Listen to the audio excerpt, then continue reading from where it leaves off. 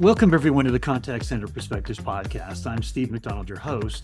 And today we've got a really special guest. We've got Chancy Chen on. Now, Chancy, you're not only the head of Omnichannel Customer Experience for T&T Supermarkets all over Canada. And that's a little bit of an indication of what we're going to be talking about here. You've got Omnichannel actually in your title. And that's a big thing that we're going to be talking about, some of the challenges and how do we address, especially in a retail environment that's both in person and online. There's all kinds of channels of opportunity for interaction with the customers. It's going to be a big part of what we talk about. But you are also a board member of the CXP, the Customer Service Organization, that you can maybe tell us a little bit more about that you're a board member of for all of Canada as well. And that's maybe a good way to transition over and have you extend beyond that light introduction and tell us a little bit more about your background. Thanks, Steve. It's an honor to be invited for this podcast. Yes, as you just mentioned, I think I can a little bit add on about my uniform of the CXPA board member in Canada. And this is an amazing journey that's in this organization. We found that we have a very diversified board members, leadership team, council in Canada. That's everyone from different vertical industry area leaders. And I am very unique portion from the retail on behalf of the Omnichannel business here. And we do see that a lot of other leaders from financial industry, insurance, manufacturing, what's in common is CX. So we do see that no matter which industry you are from, no matter what kind of a business size you are monitoring an entrepreneur, but CX is going to be the fundamental of your business sustainable growth. What I love about that is that you are constantly talking, discussing, planning with CX leaders from every single industry. Now, obviously, what you're going to be talking about here is your direct experience and application results of what you're doing with T&T Supermarkets in a retail environment. But there's a lot of overlap. There's a lot of trends. There's a lot of innovations. There's a lot of insights that you're going to bring here that's informed by all industries. And I think that's really important as we get into this, just to highlight that in your background. So the first area that I wanted to talk about is let's talk about the retail industry, the trends, the challenges, the opportunities. Start us out from a macro perspective, if you could. Yeah, sure. I think everything starts with the backgrounds. That is what we call it, why we do these things, and then what we should do, where we want to go, how we be there. So if we're starting with the why, I think we talk about the retail trends in 2024. The biggest changing is the consumer behavior changing. I think when we talk about the transformation, maybe we can talk by stage. So in stage one is a very traditional brick and mortar in-store shopping experience for big giant chain store retailers. Everyone is familiar that customer going to a store, they pick the product by themselves and go to the cashier line, and they are satisfied with the product, in-store environment, stock availability, everything. That's all. And I think pandemic changed a lot of things here. So when we talk about the digital transformations, who is the digital transformations driver in your organization? Someone said it's a CEO, someone said it's a CTO, but actually, in my perspective, it's a COVID. The COVID changed a lot of things. It's a huge driver to change the consumer behaviors, which means as the retailer, we must to embracing the change. We must build up our digital capabilities to maintain the customer expectations here, to meet what customers want, to serve customers in different touch points. I think this COVID time, we call it a version 2. So version 3 is the post-pandemic period. So we do see that after the COVID, some of the consumers, the first time tried online. So I think it's very convenient, especially in Canada. In the winter times, it's hard to go outside by yourself, but you can just easily to click a button on your app and your grocery orders just arrive at door. And for some of the Gen Z, and after the COVID, they want to explore the in-store experience. They want to have this kind of social in-person interactions. They go to stores. We do see that we have the online customers, offline customers, and this time we have this omni customers, which means customer is not sticking to specific channels. They just shift across channel. It's time for the retailer to build up a unified, seamless in-store and online shopping experience. Provide a constant brand experience to your consumers. That is the strategies I want to emphasize here. So what that means is that you've had to rethink what is a omni-channel experience, and that a customer can transition back and forth between online, in-store seamlessly, depending on what they're looking for, the days and the times. What is out of that, the kind of the version of the 1 and the 2 and 3 there, what is it that you had to rethink, and what were some of the conclusions that you came up with as a result of where we are today in this post-pandemic era? Yes, it's a very technical question here. I think for the omni-channel environment I just mentioned, it should be unified. It should be seamless. When we talk about how, I think I want to emphasize is firstly, we need to have a very clear strategy aligned with all the business owners, like your digital heads, your COO, your store managers, no matter what hierarchies they are, they need to have a common and shared responsible that we are serving the community. As a CDO, I'm not only serving the online customers. As a store manager, I'm not only serving the in-store customers, but we, as a retailer, we serve the community, no matter the customer, which contact channels they are coming into your store, your business. You as a business owner, you as a brand ambassador, you need to provide the service. It's an opportunity for you to drive your sales. I think it's number one from the my side part is a transformation journey. So number two is about the competence build up. It's about staff training. So how you make your frontline staff to be aware to build up this entrepreneurship that we need to serve the consumers. If the customer goes to in-store, ask a home delivery service offer, as the staff, you cannot switch the customers to the online call center. You need to provide the first time right service to your customer. So on the opposite side is the similar practice for your help center staff. I think it's from both the strategic part and the executional part. What is different than how you were thinking pre-pandemic to how you're thinking today? What have you implemented? You talked about the importance of training. What you've implemented, what you've trained, give us an example of kind of a difference of not only the thinking, but the actual execution now of CX organization today. Yeah, great question. I think for the examples here, actually, we do have a lot of examples I can share. I can talk about the whole day.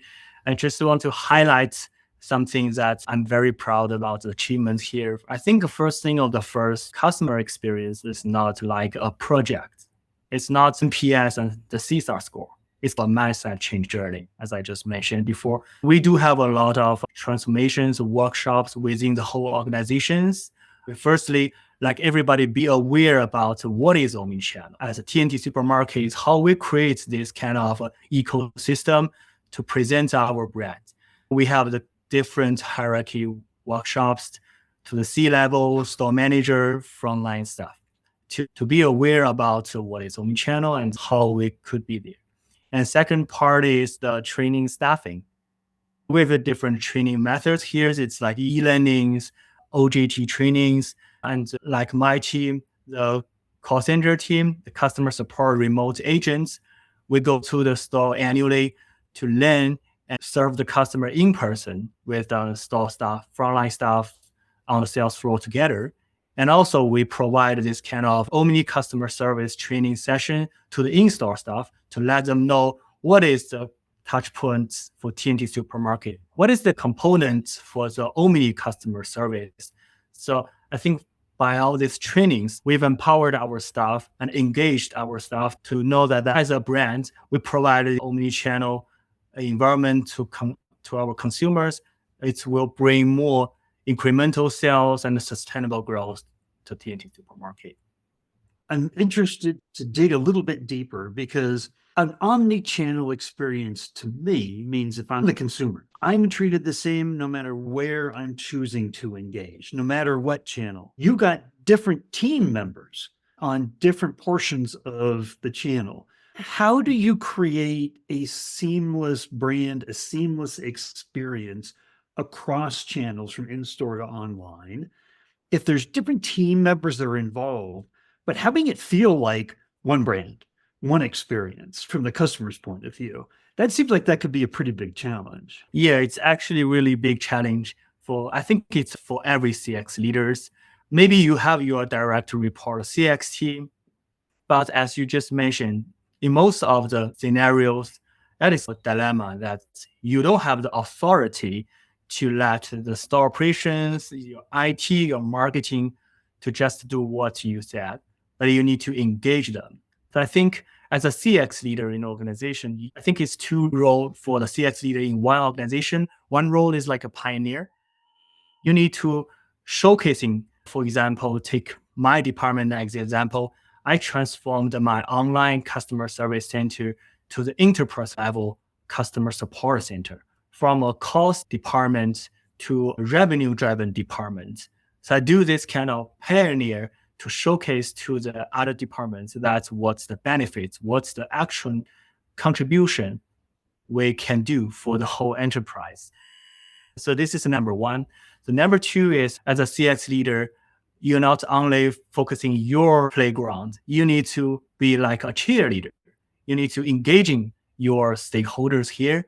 You need to let them on board on the same boat to sailing to the destination. So you need to talk with the store operations, for example, to let them know what's the benefits of omnichannel, what's the benefits you can see if we provide digital channels, touch points with your community, that it will bring some incremental sales. Just like the example I said in the winter, some of the customers, they don't want to go out in the snowstorm, but if this time you have these capabilities to deliver to their home, it's gonna definitely win in the markets. You mentioned something twice already in the podcast, direct impact on revenue. And it's actually one of the things that, throughout the industry, still, it's amazing. I think because contact centers are the biggest overhead cost, it can be one of the biggest overhead cost line items for an organization. They're looked at as cost centers as more than value centers, value to the organization that goes all the way to driving revenue.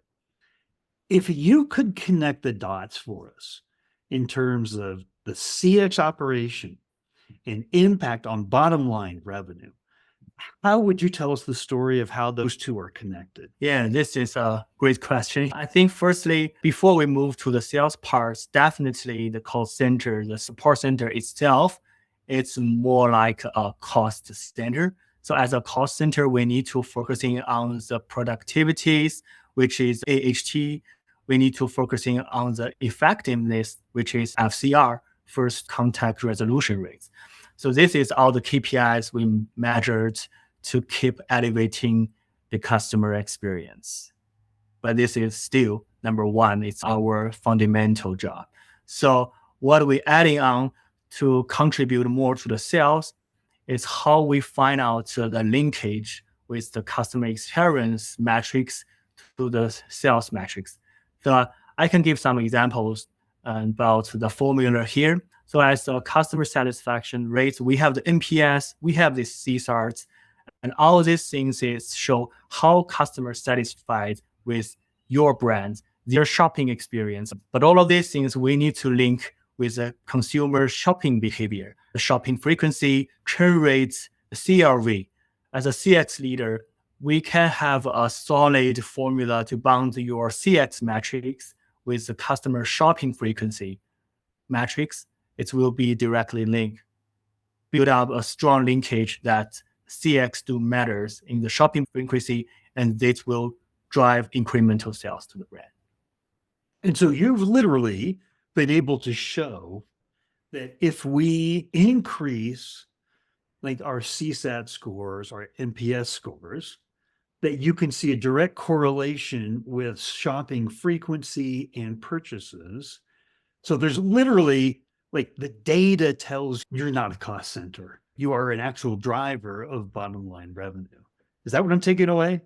Absolutely. I think, and to emphasize this one is everyone we talk about omnichannel is digitalization. Data is a fundamental. So as an enterprise, you need to focusing on the data part.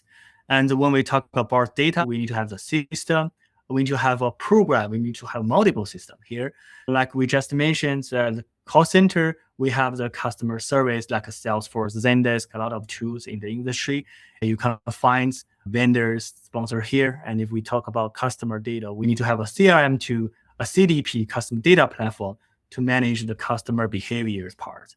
All of these tools give the leaders a weapon on the battlefield. Without these tools, you cannot win the battle. So I'm fascinated in this area of data, because when you talked about transformation, the entire world of business is going through a digital transformation. You can actually look at studies that are done by Accenture and some of the biggest consulting firms in the world, and they talk about the difference between the business of today and the business of tomorrow is the use of data and informed decision making that leads to all kinds of things. Data leads to better CX experiences. If you could paint that picture, we started from the end, which is we're not a cost center, we're a revenue generating center, a value center. And you connected the dots on there that better customer experience ratings and scores leads to more shopping frequency and spending. But if you could then go back one step and say, what's the data that you see, that you rely on most, that are indications of, are we going in the right direction of providing the right CX experiences? What do you look for in that data? I think, as I just mentioned here, data is a key element for the business owner. So once a CX leader, we talk about any CX initiatives to drive the NPN, the CSAT, your COO, your CFO might be challenged about the ROI part. So I think to answer their questions, to let them on the same boat that you are, you need to provide the data. You need to provide a very solid formula that once we increase the NPS, once we increase the shopping frequency, we will see incremental sales for the business. This is the linkage I still need to emphasize. And also for my role today, I'm doing this every day. We do rely on data a lot. And even at the agent level, typically agents are scored. They're judged on their ability for things like average handle times and how long it takes for them. I'm going to ask your opinion on this, because in a world where increased CSAT scores increases revenue, it increases loyalty, so long-term growth for the business, then don't we want to be spending more time with our customers? Instead of having a board looking down and saying, hey, we got to contain costs, one of the ways we do that is we shorten the amount of time we spend with customers, because then our individual agents we have to pay for can handle more customers. That's a very myopic kind of way of looking at this. But do you look at the data and then make decisions and then recommendations to the C-suite and the board in your conversations within the CXPA organization? What do you guys talk about in terms of the data and how the contact center should be judged, how agents should be judged? Because the data can lead us to decisions in a number of different ways. But if we free up agents, for example, from being limited to, oh my gosh, I'm going to get in trouble if I spend too much time with customers, then we're sending them down a completely different, potentially, experience that they're creating for the customer. So how do you think about the data and how it needs to be interpreted in order to create that experience that drives shopping behavior and revenues? Yeah, it's a great question. I think data is a fundamental that everything starts, but data is not the destination, just as you mentioned. It's the way that how we insight this data to get a right business decision. That is the thing. That is the amazing thing. That is the power of the CX leader. And back to the questions you just asked about the customer service representative metrics, the KPIs, the scorecard. I want to emphasize one thing, that the productivity is one thing. As you just mentioned, actually today, AI is a buzzword here. We have a lot of tools to support the agent to improve their productivities. We can just use a chatbot to solve a lot of customer general inquiries here. But I think as a CSR, we need to provide kind of a human interactions, personalities to your shoppers. So from this part of view, I think as an agent evaluation, you cannot only evaluate the productivities. You need to evaluate the agent satisfaction rates. Is there any kudos from customers and how they represent your brands to the customers? All these things is something that AI cannot substitute the real agents. And also, I want to emphasize that once you focus on these human channels, you're gonna see a significant increase on your employee engagement. I can give you the results that my team in the past 3 years, we achieve 100% of employee engagement survey score, which is very proud of me. Oh, absolutely. That's a phenomenal accomplishment. So what you're saying is happier, more satisfied agents create happier, more satisfied customers, which creates better shopping, more frequent shopping, more revenue for the business. If you had to just rate the importance of employee satisfaction, like your team members, your agents, and customer satisfaction, which is more important? Or are they on par with each other? I cannot say which one is important because no matter the customers and your employees, they are people. We need to treat them as an equal. And your employees might be after work will be your customers, maybe apply a job as your employees in the future. So I think as a brand, we need to focus on people. So no matter it's your employees, your customers, people is a fundamental for a retail. What you just mentioned, definitely we do see this trend that a higher employee satisfaction rates are going to contribute a higher NPS and CSAT score. Now, I know one thing that contributes to like agent satisfaction is if they are empowered to make decisions. In other words, it's not like you've got script one, we've got script two, we've got script three, do not deviate. That is how you address. What's your opinion on trusting the agent, empowering the agent to do what's right? You've talked about more human connection. You've talked about a deeper and a longer interaction. That to me seems to be a higher quality agent. That seems to be an agent that has a little bit more latitude in how they can address the customer and create that experience. But what's your thinking? I think as a call center leader, you need to empower your agents every single day. And also we need to avoid any risk about the team management, also about the P&L parts. Take my team example, we use this kind of a hierarchy and the scenario methodology here. So we have a different business scenarios linked with the different package. And we have the hierarchy like a CSR, a senior CSR, and a supervisor, manager, different hierarchy roles to empower them and also give them a successful career path to see that if I'm a good performer, I have these authorities, I'm gonna be empowered to make big decisions and I take more responsibilities on my shoulder. All this methodology, I think, is a suggestion for all the CX leaders here. So we've been talking a lot of strategy. Do you have any like a customer story? We retain information much more when we hear a story. And so I love everything you've been talking about in terms of a strategy, but is there a story that you can tell us a little bit about how this actually happened in reality, in the real world? Absolutely. Yeah. I could take my team as an example to showcase this story. Before, my team is an online customer call center. And after pandemic, we reshaped and empowered this team to the enterprise level customer support center. So while we do these changes, we see the consumer behavior change. More in-store customers, they use the app, live chat, and to communicate with my team. And also in-store customers, they are coming to store to ask something about the online service policies. So it's an opportunity for us to see that what if we build up this kind of omnichannel infrastructure and also build up the knowledge and the competence training to the frontline staff they will provide a much higher customer satisfaction rates. And so the result is after we do a lot of workshop and the training stuff things, we do see the FCR, the first conversation resolution rates, it's increased to triple times. So there's no customers be kicking around across the channels.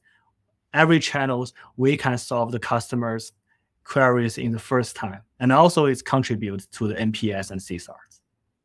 That's amazing. So it sounds like you put a lot of emphasis on training in the workshops. That's probably training that's never completely done. CX isn't a project, it's ongoing. For sure. If you could take a step back and you could just say out of everything that you've accomplished, what are you most proud of?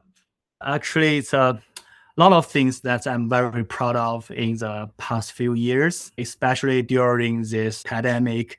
First of the things that the entire team is still here. No one gave up this post. I think this is the first thing as a leader, we need to appreciate this team. And the second thing is the achievement parts. All the transformation project program, we made it happen. And all the scores and the KPIs, we hit it. And all the sales budget, we accomplished all these things is very proud. So I think just as you mentioned, I use a lot of time to talk about the trainings. It's all because as a retailer, we need to focus on people. We need to invest on our people. And this is the core competitive elements to win in the market. And I don't know if you just answered my very last question or not, because we've talked about a lot. If there was one takeaway that you wanted people to have, one thought that you wanted them to remember from this podcast episode, what would that be? If we only have time to back to one takeaway here, I think as a CX leader, always be open-minded, always be leading the change. Don't stay at your comfort zone. So as the consumer expectation is changing rapidly every day, so as a CX leader, we need to fast pace to change, chasing what consumers want and provide all of these trends and insight to your business owners and to give them a mindset change journey. Like I said, it's a cheerleader to engage everyone, to follow the visions and have some solid metrics to review the business results. There's so much to take away from our conversation here. Chancy, if there are people that have follow-on questions, would it be appropriate if we provided maybe a link to your profile on LinkedIn that people could reach out to you? Yes, definitely. Love to connect with all the industry leaders here. Fantastic. Thank you so much for coming on and sharing all of your insights. I really appreciate it. Thank you so much for your time, Steve. It's a great conversation.